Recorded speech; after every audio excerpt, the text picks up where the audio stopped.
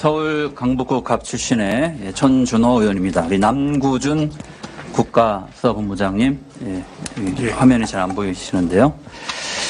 그 앞서 김교용 의원께서 윤석열 대통령의 장모이자 김건희 여사인 어머니인 최모 씨의 양평 공흥지구 개발 특혜 의혹 수사와 관련해서 문제점을 지적하셨습니다. 누가 보더라도 대통령의 장모를 봐주기 수사한 것으로 보여집니다. 야당을 상대로 해서는 수사력을 총동원했던 경기 남부청이 범죄 혐의가 사실상 확인되다시피 한 대통령 장모의 수사권에 대해서는 전혀 움직이고 있지 않습니다. 소환 조사 하실 건가요?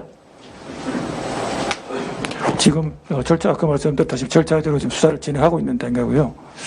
필요한 조치는 계속 검토를 하고 있습니다. 네, 소환 조사도 필요한 조치 중에 하나인가요? 그것도 저희들 대상에 포함되어 있습니다. 네. 노골적인 편파 수사, 봐주기 수사라고 하는 이야기를 듣지 않을 수 없는 그런 상황인데요. 그런데 경찰이 대통령 내외와 관련해서 수사를 이렇게 뭉개고 봐주기를 일관했던 것이 이 말고도 또 있습니다. 경찰은 시민단체가 김건희 여사 허위 경력 의혹과 관련해서 상습 사기, 업무방해, 허위사실 유포 등으로 고발한 건을 전부 불송치 처분했습니다. 그런데 이 불송치 사유가 참 납득이 어렵습니다. 수사를 한 것인지 노골적으로 편들기를 한 것인지 정말 헷갈릴 지경인데요. 내용을 보겠습니다. 김건희 여사 허위 경력 관련해서 상습 사기,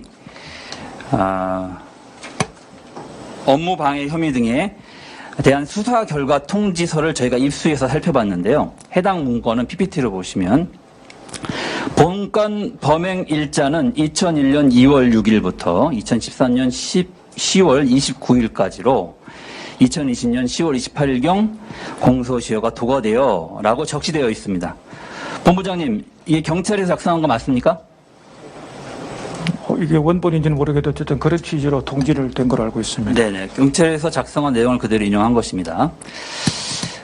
그런데 지난 9월 2일 불송치 결정 직후에 한 방송사에서 경찰은 김건희 여사가 제출한 22건의 경력 가운데 절반 이상인 12건이 사실과 다르다고 판단한 것으로 확인되었다고 보도한 바 있는데 이거 맞습니까?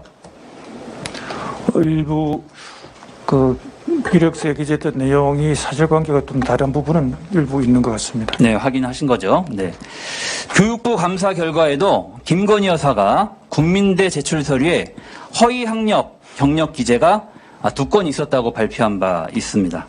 본부장님, 김건희 여사가 허위 경력을 활용한 것은 확실한 거죠? 저희들이 대학 관계자를 다 조사를 했는데 네. 당시 채용 조건은 다 충족이 됐다는 게 아니 그 허위 경력을 활용한 게 맞냐고 묻는 겁니다. 그런데 그런 경력이 채용 과정에는 단순 참고에 불과했고 그래서 제출된 게 맞죠? 예, 이력서에는 제출된 부분들은 이거 활용한 거 아닌가? 이력서에 제출했으면. 예. 네. 자, 그것도 경찰에서 확인하셨고요. 이 같은 사실을 비춰볼 때 경찰의 그 불송치 사유 중에 하나인 김건희 여사가 허위 경력을 쓴 것은 인정되나 공소시효가 도과돼 검찰로 송치하지 않은 이 내용은 참으로 술은 마셨는데 음주운전은 아니다라고 한 것과 다를 바 없다 이렇게 보여집니다. 공소시효가 문제라는 경찰의 판단 정말 인정하기 어렵습니다. 사기죄는 공소시효가 10년인데요. 이것을 고려하면 국민대 채용 과정에서 문제가 있었는지를 규명하는 것이 이 사건의 핵심이라고 생각을 하는데요. 본부장님. 예. 김건희 여사 그 비전임 교원 채용 과정에서 문제가 없었다고 판단하는데 중요한 근거가 되었던 것이 국민대 채용 담당자의 진술이었죠? 채용 담당자 진술과 네. 당시에 채용 조건까지 제가 판단을 했습니다. 네. 그 채용 조건과 관련된 것은 국민대로부터 자료를 제출받으신 건가요? 네, 저희도 확인을 했습니다. 네, 자료를 제출받아서 확인하신 거죠. 네. 결과적으로 김건희 여사의 사기죄 판단 기준이 국민대 측의 주장이라는 것입니다.